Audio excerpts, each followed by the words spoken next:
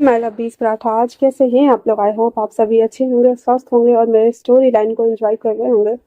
तो जो कोई भी मेरे चैनल पर नए आ रहे हैं, प्लीज़ मेरे चैनल को लाइक शेयर सब्सक्राइब करना मत भूलिएगा।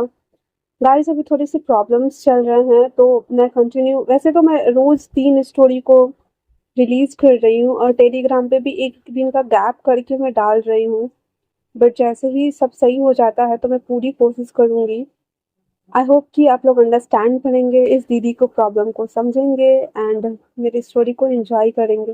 तो चलो हम नेक्स्ट आगे बढ़ते हैं, जहाँ पे हमने लास्ट पार्ट में देखा था कि जो वांगजी है वो विंग के बॉडी को हिलाते हुए उसे कहता है, हालांकि ये विंग है पर वांगजी उसे इंग नाम से बुलाएगा। तो वो कहता है इंग, हाँ नियंग। तो विंग ऐसे एकदम हिलते हुए कहता हाँ हाँ। तो वो बोलेगा, आप आप क्या सोच रही हैं?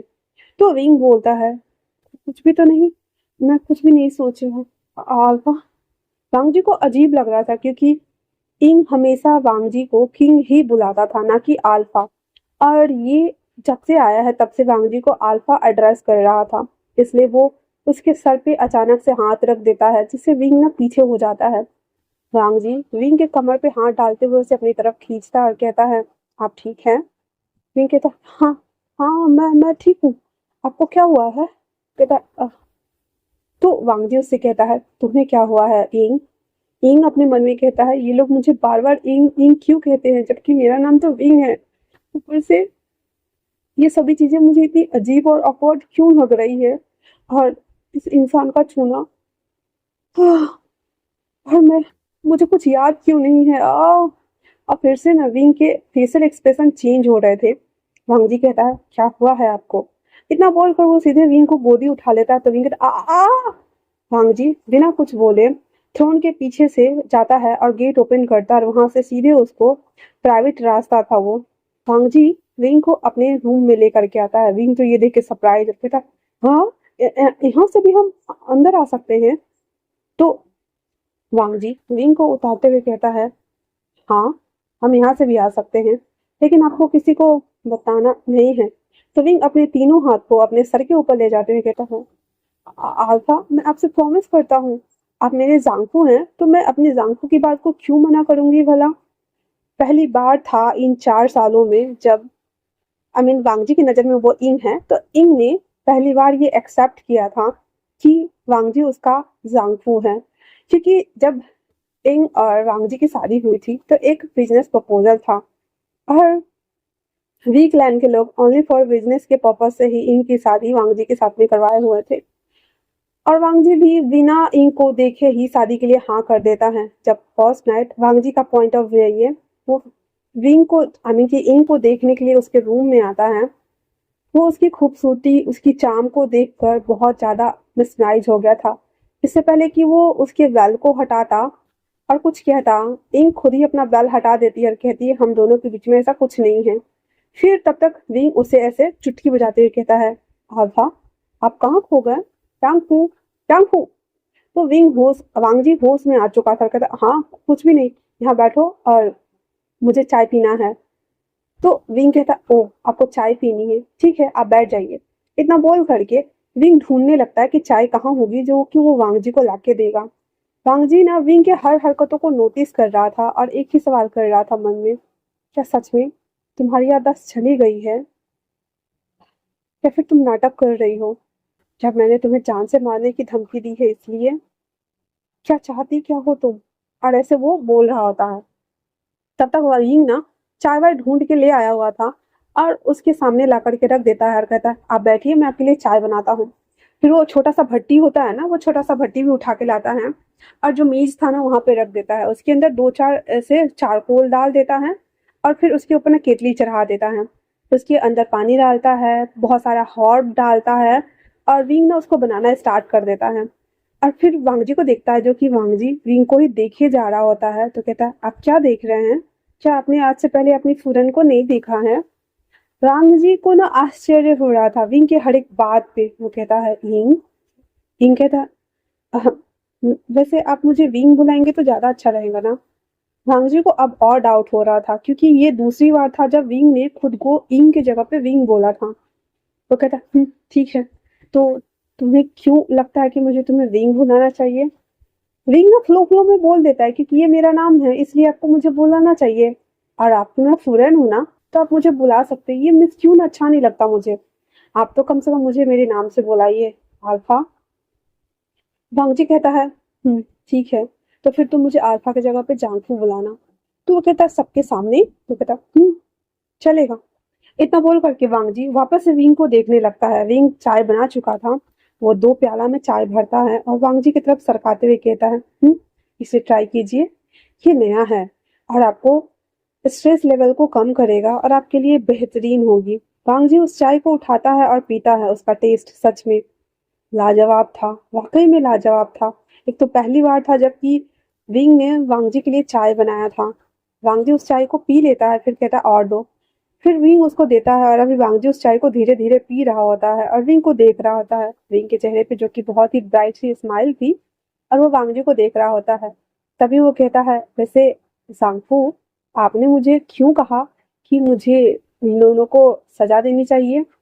तब जाके वांगजी होश में आता है और कहता है, बस ऐसे ही, क्योंकि तुम्हारे साथ हादसा हुआ था तो तुम्हें भी हक है पूरा सजा देने का। यहाँ के तुम क्यून हो। तो कहता, अच्छा ऐसा क्या? और वांग जी के कोल्ड होते एक्सप्रेशन को देखकर विंग कहता है, बस करो विंग, अब कुछ मत पूछना वरना ये इंसान वापस से कोल्ड बीस्ट में तब्दील हो जाएगा, बर्फ का सिल्ली कहीं का। इतना बोल करके वो चुपचाप से चाय पीने लगता है। उस पिन ड्रॉप साइलेंस में ना वांगजी कुछ बोल रहा था, ना विंग कुछ बोल रहा था। ओनली पर वहां थी तो बस खामोशी, बाहर से आती तीतरों की आवाजें और वांगजी का एक लुक, विंग को देखते रहना, उसको ऑब्जॉर्व करना। विंग जो कि अपनी तरफ उसे अट्रैक्ट कर रहा था, अनजाने में ही सही, और वांगजी अट्रैक्ट हो भी रहा था। जब चाय हो जाता है, विंग खड़ा हो जाता है और कहता है, जांगफू, मेरे जाने का वक्त हो गया है। उसके बाद वो उसके हाना का वेट किए बिना ही वहां से निकल जाता है। विंग के जाने के बाद वांगजी की तंद्रा टूटती है और वो देखता है कि विंग वहां है ही नहीं। फिर वो अपने जो स्वयं था उसे बुलाते हुए कहता है, मिस क्यून के ऊपर नजर रखो। स्वयं कहता है, क्या क्या सच में हमें नजर रखनी होगी? स्वयं कहता है, और हाँ, जाओ और उस पानी की तलाशी करो। मैं ऐसा क्यों लग रहा है कि जैसे कुछ छूट रहा है? स्वयं कहता है, क्या सच में? वांगजी फिर से घूर के देखता है उसको क्योंकि 2 बार वो बोल चुका था और वापस से वो चाय पीने लगता है। स्वयं उस चाय के स्मेल को इनहेल करते हुए कहता, हाँ, ये चाय कितनी अच्छी है। कहाँ से लाया आप ये? तो वांगजी कहता है, मेरी फुरन ने बनाया। स्वयं कहता, क्या? चांगकू कहता, आई मीन कि इस क्यून ने बनाया। वो कहता, हाँ, दोनों तो बात बराबर ही हुआ। और स्वयं बेचारा अपना सर खुजाते हुए वहां से निकल जाता है। वहीं दूसरी तरफ वो अंदर आ गई हुई थी, आ गया हुआ था विंग, और आते ही कहता है, जिया से कहता है, जिया, जिया की बच्ची कहाँ मर गई तू? जिया आते ही कहती, क्या हुआ मिस क्यून, आप ऐसे क्यों बुला रहे हैं? तो विंग कहता है, मेरे जितने भी पैसे हैं, सिक्के हैं, वो सभी लेके आओ। तो जिया आते हुए कहती, क्या क्या कहा आपने? तो विंग कहता है, मैंने कहा मेरे जितने भी सेविंग्स हैं, पैसे हैं, सिक्के हैं, वो सब लेके आओ। जिया कहती, आपको नहीं पता, आज से 6 महीने पहले से ही आपके जांकू ने पैसे देना बंद कर दिए हैं आपको, और आपके पास कुछ भी नहीं है ओनली फॉर जेड के अलावा। और हाँ, आपके पास एक और चीज है। तो कहता, अच्छा क्या है? फिर वो एक बॉक्स लेके आता है जिसमें ना बहुत सारे पेंटिंग्स थे और कुछ ज्वेलरीज थी जो विंग के थे। तो वो देखता है और कहता है, इस समय क्या है? तो जिया कहती है, आपके आपका खजाना है, तो आप खुद ही देखिए। इतना बोलकर जिया वहां से चली जाती है। विंग वो सारे पोस्टर्स को खोलकर देखता है जिसमें उसने वांगजी के अलग अलग टाइप के पिक्चर बना रखे थे, अलग अलग कपड़ों वाले। विंग कहता है, ये सब मैंने बनाया? पर मुझे तो पेंटिंग करनी आती ही नहीं है। फिर वो अपना सर खुजाते हुए कहता है, ये सब चीजें अजीब क्यों लग रही है मुझे, मैं और पेंटिंग, सच में हम्म, पता नहीं क्या ही होगा मेरा। और इतना बोल करके वो सभी पिक्चर को देखने लगता है जिसमें ना वांगजी अलग अलग तरीके से वो पेंटिंग सब बनाए हुए था, कुछ ज्वेलरीज था। वो कहता, ठीक है, मैं इन सबको ही बेच डालता हूँ। वैसे भी जांगफू मुझे पैसे देने से ना रहे और मुझे पैसों की जरूरत है। इतना बोल करके वो सभी चीजों को कलेक्ट करती है और बाहर जा रही होती है। तभी वहां पे यांसी आ जाती है, लैंसी चेन की सेकेंड वाइफ। आते ही पहले तो सबसे पहले ग्रीट करते हुए कहती है, मिस क्यून, क्या आपके पास मेरे लिए 2 मिनट का वक्त है? विंग रुक जाता है और कहता है आप कौन? यांसी को तो पहले थोड़ा सा अजीब लगता है, फिर वो हंसते हुए कहती है मैं यहाँ के किंग के बड़े भाई की सेकंड वाइफ। कहता है ओह अच्छा, मतलब आप मिस बेनकिंग की जैसी हैं। आपने भी उनके बड़े भाई को उनके हस्बैंड से दूर कर दिया। तो यांसी कहती ऐसा कुछ नहीं है जैसा आप समझ रहे हैं, और मैं मिस बेनकिंग की जैसी नहीं हूँ। मैं तो ठीक है था। हाँ हाँ ठीक है आप बोलिए आपको यहाँ कैसे आना हुआ? तो वो बोलता है मैं बस अपने दासियों की तरफ से आपसे माफी मांगने आई हूँ, क्योंकि उन दोनों ने आपके साथ जो किया उसका भरपाई करने के लिए क्या आप मेरे साथ भोजन पे चल सकते हैं? तो विंग कहता है मुंह बनाते हुए क्या तुम मुझे जान से मारना चाहती हो? विंग कहता है नहीं नहीं, ऐसा नहीं है, मैं तो बस आपसे माफी मांगना चाहती हूँ ताकि आप उन दोनों को भी माफ कर दीजिए। विंग तो पहले मना कर रहा था, फिर वो कहता है ठीक है, फिर वो जिया को आवाज लगाता है। फिर जिया और विंग उसके साथ चल देते हैं। वो एक मतलब इन टाइप का था जो क्योंकि वो लोग राज पैलेस में रहते थे ना, तो नगर में आए हुए थे, और वो बहुत उस समय का मतलब उस टाइम जोन का सबसे बड़ा इन था। और वहाँ पे different different types of food मिलते थे, तो वहाँ पे बैठे हुए थे। तो मिस यांसी विंग के लिए बहुत सारा वेजिटेबल सूप, वेजिटेबल सब्जी, कड़ी वगैरह सब कुछ मंगा के सामने सजवा देता है और कहता है ये सभी चीजें आपकी फेवरेट है मिस क्यून, तो आप प्लीज इसे एंजॉय कीजिए। और ये यहाँ की गुसु की फेवरेट और बोल सकते हैं नंबर वन शराब इम्प्रेस स्माइल, तो आप इसे पीजिए, आपको अच्छा लगेगा। विंग तो पहले वो शराब देकर बहुत ज्यादा खुश हो गया था, लेकिन जैसे ही वो वेजिटेबल और सूप वगैरह को देखता उसका पूरा मुंह ही बन गया था। वो उसे देखते हुए कहता है आपको सच में लगता है कि ये सब मेरी फेवरेट है? तो मिस यांसी कहती हाँ आप प्योर वेजिटेरियन है। विंग कहता है हाँ हाँ लग रहा है मुझे, मैं प्योर वेजिटेरियन ही हूँ, ये घास फूस तो मेरे गले के नीचे जाएगा ही नहीं। तो वो कहता है हाँ आप कुछ और ऑर्डर कर सकती हैं। कहता आपको क्या खाना? कहता है जैसे चिकन, मटन, फिश। मुंह यांसी का मिस यांसी का तो मुंह खुला का खुला ही रह गया था, और वो बस विंग को देख रहा होता है। विंग कहता है आप नहीं करती तो मैं कर देता हूँ। उसके बाद वो वेटर को हाथ देता है। वेटर आ गया हुआ था। उसके बाद वो उसे ऑर्डर कर देता है, जिसके बाद तो भाई साहब उसके तो होश ही उड़ गए थे मिस यांसी के, और वो कहते सच में आप ये खाने वाले हैं? विंग कहता है ऑब्वियसली मैंने ऑर्डर किया है तो मैं ही खाऊंगा ना।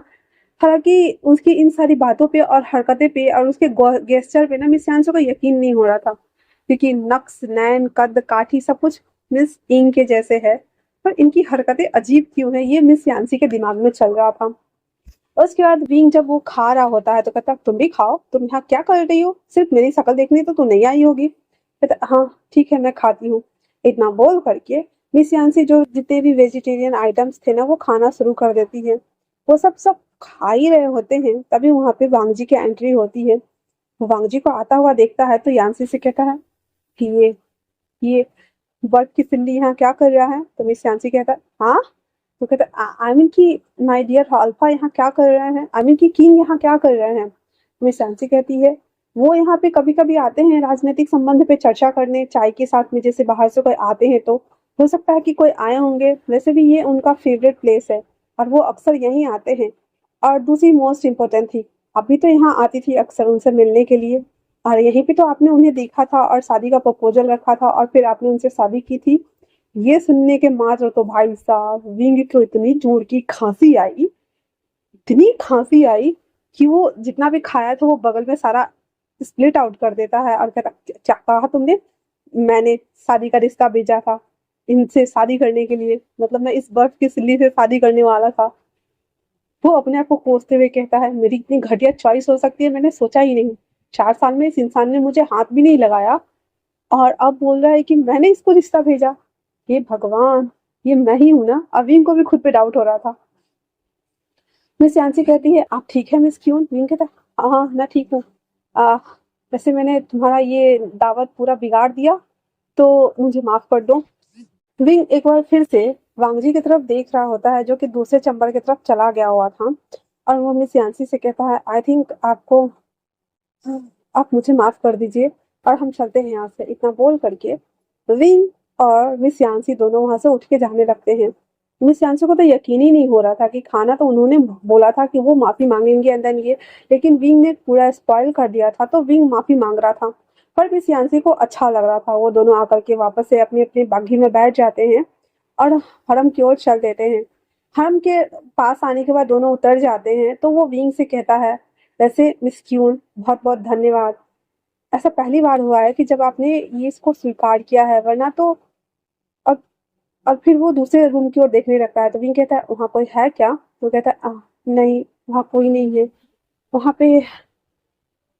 और वो बस आहें भर के रह जाती है क्योंकि वो मिंग्याओ का कमरा था। कहता, ओह अच्छा, ठीक है। फिर वो मिस यांसी वहां से चली जाती है तो उसके जाते ही जिया कहती है, आपको नहीं पता है, वो उनके जो यहाँ के बड़े किंग है ना, उनकी पहली वाइफ का कमरा है, मिस याओ का। तो आप उनसे मिलना चाहेंगे? आपको उनसे संबंध अच्छे बनाने चाहिए क्योंकि हरम में आपके बाद वही हैं जो सब कुछ देखभाल करते हैं। पिंक कहता है, ठीक है, फिर कभी अभी चलते हैं हम यहाँ से। इतना बोलकर वो दोनों वहां से जाने लगते हैं। वहीं दूसरी तरफ वांगजी जो शख्स से मिलने के लिए आया था वो कोई और नहीं बल्कि वांगजी का दोस्त था, और वो न्यू मिन्जो था। न्यू मिन्जो आते हुए कहता है, अभी अभी मैंने तुम्हारे वाइफ को यहाँ से जाते हुए देखा है। जो मैंने सुना क्या वो सच है? वांग जी एकदम कोल्ड एक्सप्रेशन के साथ में ओनली फॉर नी मिंजो की सारी बातें सुन रहे होते हैं। नी मिंजो आगे कंटिन्यू करते हुए कहता है, मैंने सुना कि उसकी यादाश्त चली गई है पानी में गिरने के कारण, शायद पत्थरों से चोट लग गया है उन्हें। क्या ये सच है? वांग जी कहता है, मुझे नहीं पता, लोग कहते हैं कि हाँ, उसकी यादाश्त चली गई है और हीलर ने भी कहा है कि इसकी यादाश्त चली गई है, धीरे धीरे आ जाएगी। पर सच क्या है मुझे भी नहीं पता। उसके बाद फिर वो लोग बॉर्डर एरियाज के बारे में और सामान आयात निर्यात के बारे में डिस्कशन करते हैं और बैठ के चाय पी रहे होते हैं। वांगजी जो वो चाय पी रहा होता है तो उसे थोड़ा उसकी फैमिलियर फैमिलियर लग रही होती जो कि विंग ने बनाया हुआ था, और ये चाय न्यू मिंजो ने ऑर्डर किया हुआ था। तो वो कहता है, क्या ये चाय तुम्हें पसंद नहीं आई? वांग जी कहता, नहीं नहीं, ये बहुत अच्छी है। वैसे ये चाय, कहता, ओह हाँ, ये चाय किसी की याद दिलाती है मुझे। इतना सुनना हुआ ही था कि वांग जी एकदम कोल्ड एक्सप्रेशन के साथ में नी मिंजो को देख रहा होता है, और वो कहता है, जिसकी? नी मिंजो कहता है कि कोई खास। इतना बोल करके वो वापस से उस चाय को पीना शुरू कर देता है। वांग जी को क्यूरियोसिटी बढ़ रही थी लेकिन नी मिंजो थे कि कुछ बोलने के मूड में बिल्कुल भी नहीं थे। उसके बाद वो लोग अपना बातें करते हैं। वहीं वो दूसरी तरफ विंग घर आ गया हुआ था और कहता है कि जितनी भी हरम में यहाँ पे जो इतनी अमीर औरतें हैं उन सबको बुला के लाओ। उसकी बात सुनकर तो जिया के पैरों तले जमीन ही खिसक गई थी और कहती, लेकिन क्यों? विंग कहता है, मैंने जितना कहा है उतना करा करो जिया, वरना मैं तुम्हारी जान ले लूंगा। जिया बेचारी डर के हमारे सबको जाके बोल देती है कि मिस क्यून ने आप सबको बुलाया है। वहां पे जितने भी अमीर लेडीज थी ना, सबको बोला गया था। वो मंत्री से लेके सेनापति, सेनानायक, जितने भी मंत्री सबके बीवियां थी सब थे। उसके बाद सभी आके बाहर में खड़े थे। विंग आता है, उसके बाद एक एक करके सारे पोस्टर को लगा देता है और कहता है, आप सब ये ज्वेलरी ले सकते हैं और ये पोस्टर खरीद सकते हैं। ये सुनकर तो सभी औरतें खुसो खुसो करना स्टार्ट कर दी हुई थी और कहती है, क्या कहा आपने? ये ज्वेलरी ले ले और ये पोस्टर ले ले? फिर फिर सब लोग एक दूसरे से बातें ही करते हुए कहते हैं, पहले तो हम जब फिल्म को देखते थे और इन्हें पता चल जाता था, ये तो हमारी जान ही नहीं लेती थी और हमें सजा देती थी, और आज खुद ही पोस्टर बेच रही है। बेचारा विंग सबकी खुसुर खुसुर सुन पा रहा था और फिर से अपने मन में कहता, हे भगवान, ये क्या हो रहा है? मैं इतना ज्यादा क्यूरल था कि मैं सबको इतना सजा देता था, किसी की आंखें फोड़ देता था, किसी के बाल नोच लेता था। वैसे उस बर्फ की सिल्ली में ऐसा क्या है कि लोगों को मैं देखने भी नहीं देता था? फूल्ड बीस्ट कहीं का। इतना बोल कर कहता, लेडीज आप लोग चाहें तो ले सकते हैं। फिर वो प्राइस बताता है तो सभी कहती है, दाम बहुत ज्यादा है, आप दाम कम कर दीजिए। फिर विंग थोड़ा सा दाम कम कर देता है। उसके बाद एक एक करके सभी पोस्टर्स को और उसके पास जितने भी ज्वेलरीज थे वो उन सभी को बेच देता है। वो बेच करके उसके पास जितने भी पैसे थे वो जिया को देते हुए कहता है, ये जाओ और औषधालय जा करके वहां से ये सभी जड़ी बूटियां लेकर के आओ। मुझे ना उन सभी के लिए लेप बनाना है और दवाई बनाना है जिन जिनको मैंने पनिशमेंट किया है। और आने के साथ ही सबसे पहले तुम मुझे उन सभी लोगों के लिस्ट बना के बताओगी कि जिन जिनको मैंने ज्यादा परेशान किया है, समझी तुम? जिया तो लगभग बेहोश होने वाली थी और कहती है, ये आप क्या कह रहे हैं? मतलब आपने ये पोस्टर, ये पैसे, ये गहने बेचे उन लोगों का इलाज करने के लिए जिन जिनको आपने पहले सताया है, मारा है, जलाया है, उनकी आंखें निकाल ली है? तो विंग एकदम हंसते हुए कहता, हाँ मैं उन्हीं के लिए करूंगा, आप जाओ जल्दी। बेचारी जिया, ऐसा लग रहा था कि दिन में कोई भूत देख लिया उसने। वो औषधालय जाती है, जितने भी सब कुछ बोला गया था, विंग ने बोला था, सारे औषधि को वो खरीद कर ला के रख देती है। उसके बाद फिर वो विंग को एक एक करके सबका नाम लिखाना शुरू करती है। किस सर्वेंट को मारा, किस हरम में रानी को मारा, किसको निकाल दिया, किसकी टांगें तुड़वा दी, किसको जला दिया, किसको कूट-पीट दिया, हर एक का नाम वो लिखवा देता है। वो लिस्ट देखकर तो विंग दंग रह गया था क्योंकि 6 पेज भर गए थे। विंग कहता है, "हाँ, इतने सारे लोग, पैसे कहाँ से आएँगे जिया?" तो जिया कहती है, "हमें करना क्यों है?" तो कहता है, "नहीं, मुझे बिल्कुल अच्छा नहीं लग रहा कि मैंने इतने सारे लोगों को परेशान किया। कोई बात नहीं, मैं एक-एक करके सारा चीज़ बेच दूँगी और फिर मैं सबका इलाज करूँगी।" जिया तो इस बार पक्का बेहोश हो गई थी और विंग कहता है, "जिया, जिया।" फिर जब पीछे देखता है तो कहता है, "आह! ये तो बेहोश हो गई। चलो कोई ना।" फिर वो सारा पेपर उठा करके और उसके ऊपर पेपर वेट रख देता है और सभी सामानों को देखने लगता है। तो आज के लिए इतना ही। कैसा लगा आप लोगों को ये पार्ट मुझे कमेंट्स करके ज़रूर बताना। तब तक के लिए थैंक्स फॉर वॉचिंग।